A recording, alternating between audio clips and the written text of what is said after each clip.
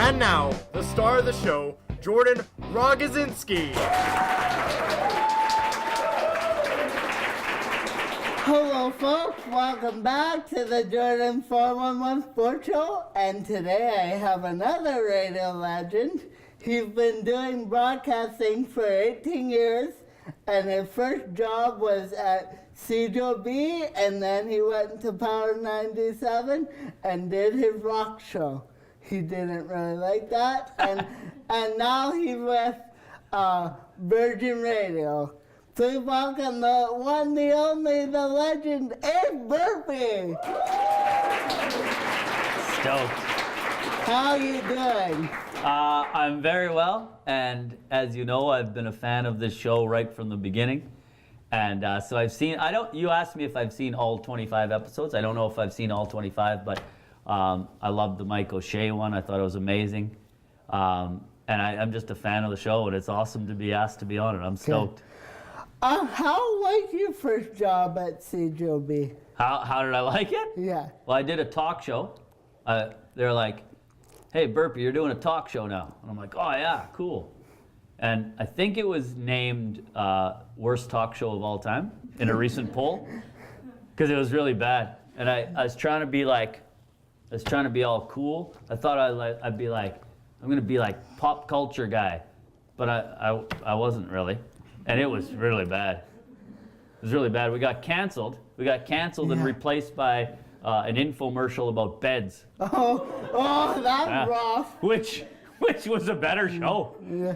It was good. Yeah, learn about beds, man. Whatever. And then at Power 97, you did do pop culture, right? Yeah, I mean, I just would yell a lot. I don't know about what, but it was fun. Yeah. And then, is the show you're on now kind of all pop, or do you talk about Winnipeg, or what do you talk about? My top three subjects are probably Winnipeg, and then Winnipeg. Those would be my main three. Okay. And then whatever else we find entertaining. It's lots of fun. When you first started broadcasting, what was your thought? Like, did you knew you want to do this right away? No, that's an awesome question. I used to. So I have a journalism degree, but I majored in writing. I'm really good at English, and I like writing, and I thought that was my thing. And so that's what I used to do. And then I used to do sort of the advertising side of things, and I liked that as well. And then the broadcasting part was a pure fluke, but it's been awesome. Like, I genuinely like it. Did you write stories in high school? Yeah. Yes, yeah. And I used to write stories when I was little, but they're all the exact same. I would just replace the character, but they all went the same way. And it's so funny because my mom still has them. But every story was, once upon a time, there was a little man who had a little horse, and I would capitalize little every time. And then everything this guy would do, he'd go home to his little house and see his little friends. And I'm like, this is the worst story of all time. But it had a theme. Everything was little. Did you like horses as a kid? Is that why you said little man and a big horse? Maybe. We had a horse. Like, I'm from out in Cooks Creek. That's my... Yeah. That's right. Cooks Creek is a town of, well, if I'm here, probably 29 people. I would make 30. But I grew up out there, so we had, like, chickens and turkeys and pigs, and then one time we had a horse. It wasn't even ours, we just had a horse. And the horse was named Big Red, and Big Red was, who's the tallest person here? Who's over 6 feet? That guy in the back. Where? Okay, how tall are you? 6'5". Oh my gosh. This horse, the horse's back was probably like 6'3". This thing was huge. Big Red was, and the horse was red. Okay. How was that caring for a farm? It was awesome, and I didn't know. So, like, I worked all the time. Like, we would have to work for a couple hours before school, and so hard work is never. I'm not scared of working. We worked all the time. It was fine. Did you ever clean manure up? Did I? Did I ever clean manure up? The single worst job of the year, and I'd always think every year, that my parents would forget to ask us to do it, and I would just pray. We'd be so stressed out. But after the winter was cleaning out all the barns and the chicken coops in the spring, and you just, you're like, I would give anything to be anywhere else in the world right now. It was the worst job. It's terrible. And then, how did you go from cleaning manure to coming to Winnipeg? Let's see. So, well, I went to the U of M, University of Manitoba. That's when I moved to Winnipeg. And people wouldn't know this by looking at me, but I took a phys ed degree, like physical education at U of M, because my dad has a master's in phys ed, and I always grew up around sport and exercise and recreation and things like that. So that's when I moved to Winnipeg, and then never left. And you played hockey, right? Yep, played lots of hockey. That's how you got your name Ace. Yeah. Can you explain that story? Well, we were sitting around, and so I played hockey in Oakbank, and then in Beausejour, both great towns to play hockey in. And I was like, like the old nicknames, right? Like Rocket Richard and all those dudes, the Pocket Rocket, and everyone had like cool nicknames, right? And they were famous, and I was complaining to all my friends that no one has cool nicknames anymore. And so I guess I told this guy, Mike Clark, who's my buddy, I'm like, I'm Ace. And he's like, no, you can't give yourself your own nickname. And I'm like, yeah, but I just did. And my name's Ace Burpee, so that's how you need to refer to me. And then apparently it just caught on. I don't know how. It was luck, because I like that name. And there was this guy who played in the NHL named Ace Bailey, and that guy was also awesome. And not so fun fact, he was on one of the planes, died in 9/11. True story, Ace Bailey. A little trivia for you. How was playing hockey? Were you any good? Yeah, I was. I'm not now. I'm terrible. I look like, you ever see? You probably can't even skate now. You're probably out of shape now. No, no, I'm in good shape, but have you ever watched like old dudes play hockey? It's the worst sport in the world. Yeah, like beer league? Yeah, it's terrible. That's the worst. Yeah, that's what I play. And it's so slow, and then, you're just like, and then if you say you stay afterwards, right? And you're watching, like sometimes our buddies will play after us, and we'll watch them, we're like, man, if we look like that, we gotta retire. And we do, we're the worst. Yeah. But yeah, I wasn't great, but it certainly didn't suck. What would you tell somebody like myself to kind of want to follow in your footsteps? Lots of things. One, the biggest thing, and you know this, and this is one of the reasons why I've always liked your show, is you never try and be someone you're not.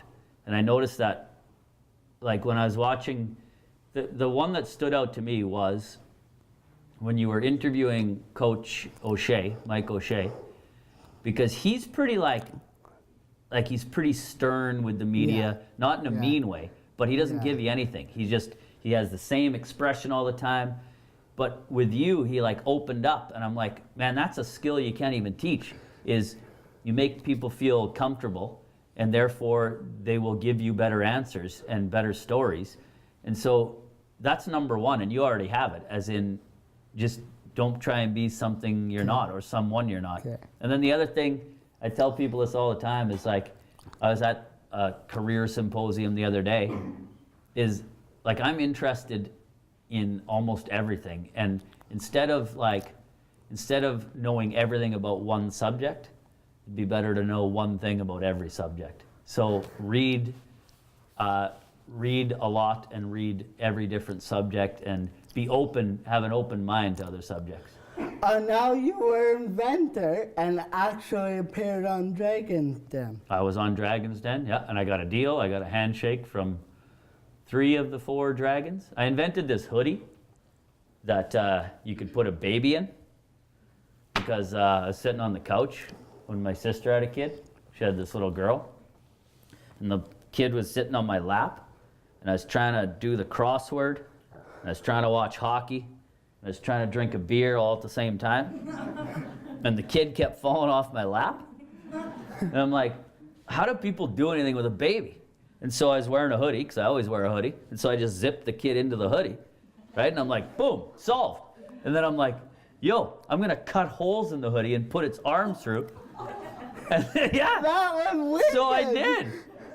And so I got it made up. I had the prototype made up, and I called it the Joey. Because, you know, like a kangaroo, the little baby's called a Joey or whatever in the pouch. The sack.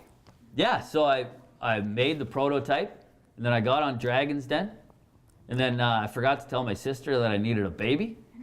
My sister lives in Toronto, so I phoned her. I'm like, oh, you do me a favor, can you? So I said, you need to come to the CBC building downtown at 5 a.m. tomorrow. She's like, okay. I'm like, and can you bring your kid? She's like, okay. So she didn't even know what she was doing. She showed up, brought this baby, and then at the last second, my poor sister, they made her go on the show. They're like, who's this baby's mother? And my sister's like, me. And they're like, you're on the show. So she had to go on the show with me. She didn't even know what the invention was. Poor thing. Yeah, but we did it. It was awesome. Did you ever make money off it? No, I made $0. But I don't care. It's more about, I like to entertain myself and do fun things. What's the coolest thing you invented as a kid? Invented?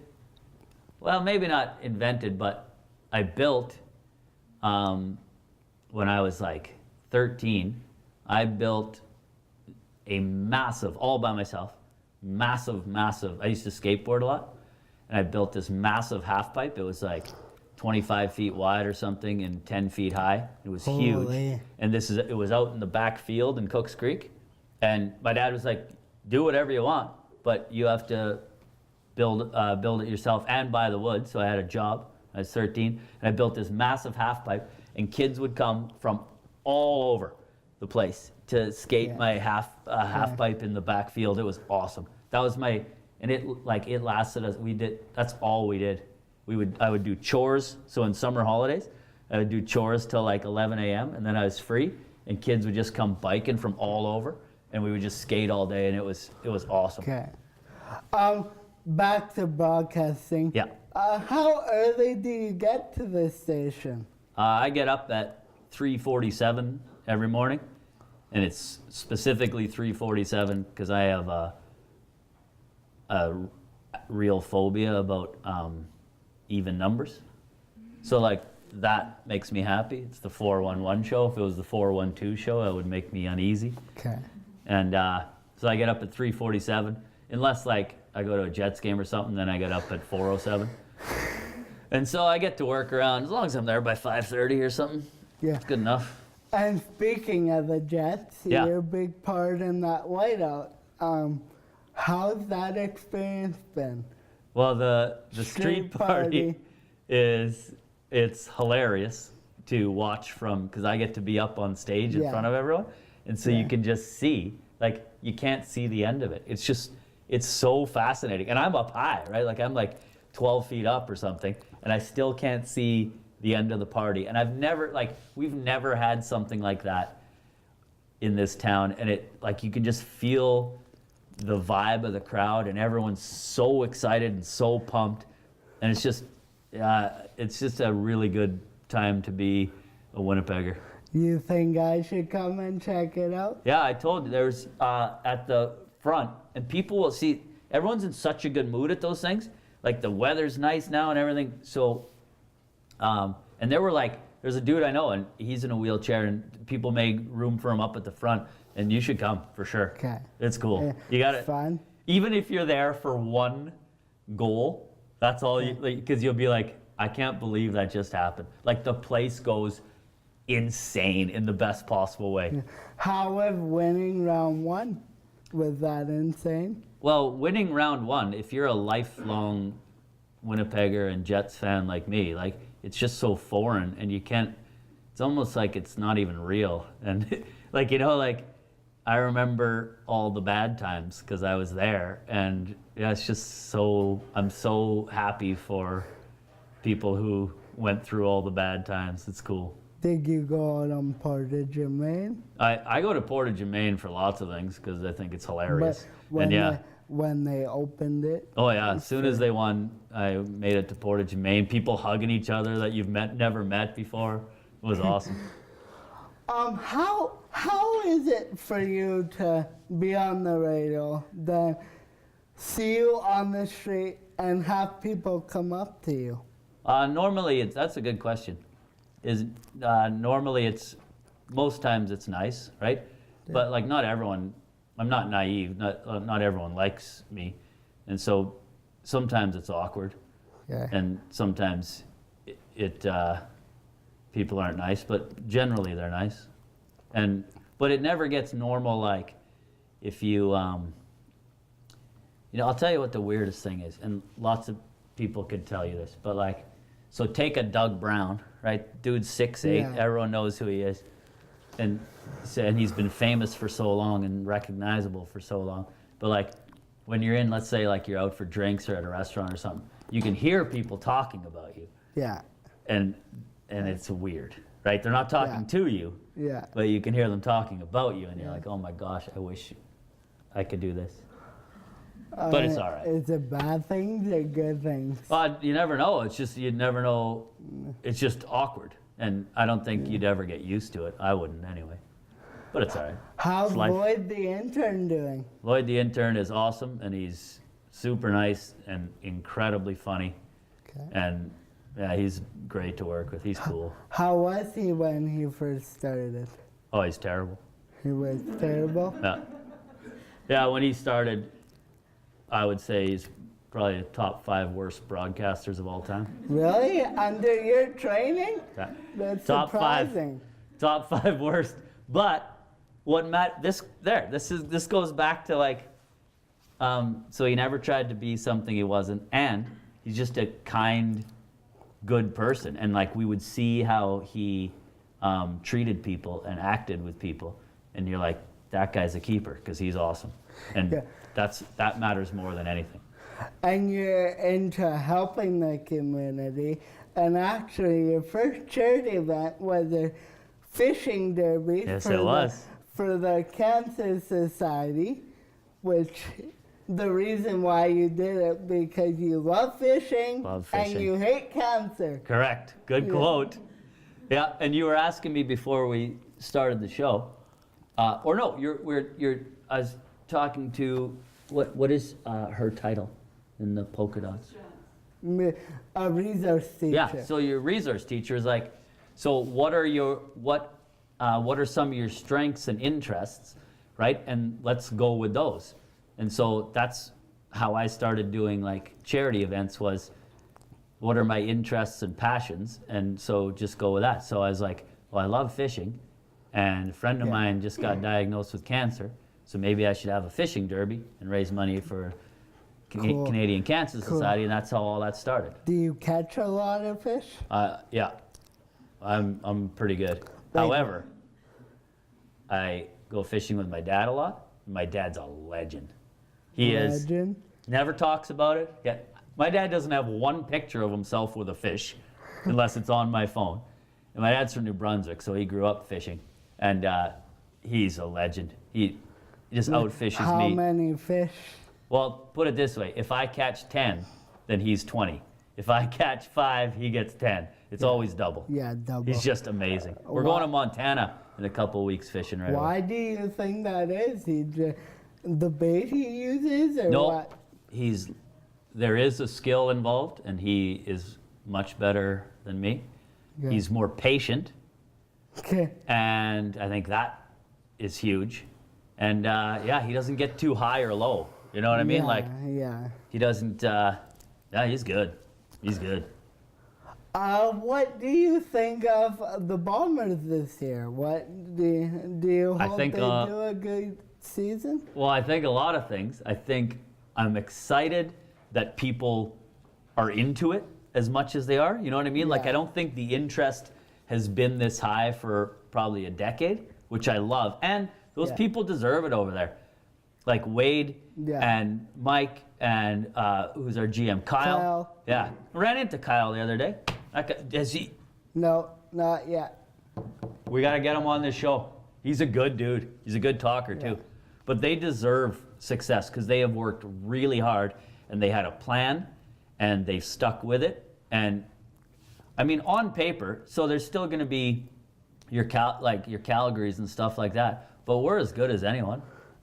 I don't think Calgary will be as good because Jerome Messam had gone. The Canuck truck, as they call him. The Canuck truck, that's a great nickname. I'd love to be anything truck. That'd be hilarious. If you could pick any size, like any weight, what would it be? That's by the way, you should also know this. Is there are very few people that can carry an interview without like notes in front of them. And it's amazing. And I've watched you do that before. I'm like, where does he have all his little notes? Okay. Just in your head. It's awesome. I would love to be taller. I'm 5'8". I would like to be 6'3", 215. Oh, nice. And then I would go back in time and I'd play defense instead of forward.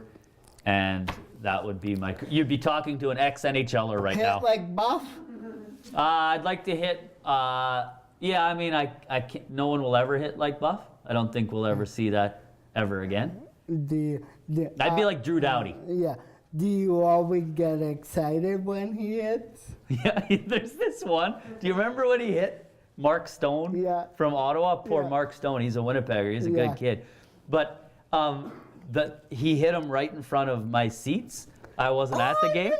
And no, my mom and dad were there. Cool. And I always show people the video because Buff destroys this poor Mark Stone kid, and all you can see is my mom like this the whole time. She's got her hands over her eyes because it was just the most deadly thing you've ever seen. Well, Ace, it's been a pleasure. Thanks for coming on, and thanks for your support. And there it is. And this is a present for all the Buckeyes. You can get the Buckeye scarf. That is amazing. Is this also supposed to remind me of that my ex-girlfriend came to this high school? Yeah. Is that also why you did that? Because that's fine. No, it's we never just over. Do it. No. We just do it. This is awesome. So I was thinking about, because I wanted to give you a present, not just for having me on the show, but because I do love the show. And so I was like, what's something that's a bit more special than something you could buy? So when I was, I guess, 5 years old, my first Jets game was the Jets versus Colorado, and they weren't even the Colorado Avalanche. This one, they were the Colorado Rockies, okay? And this you can have this. This is a program from my first Jets game. Cool. And it's in perfect, absolute mint condition. Cool. So that's 1980. 80. Yeah. Cool. Yeah. Thank you. And you can tell it's the 80s because all the ads in the magazine are for beer and smokes. It was a different era. Yeah. Yeah. Thanks my audience for coming out, and hope you enjoyed the show. Bye-bye. Thank you.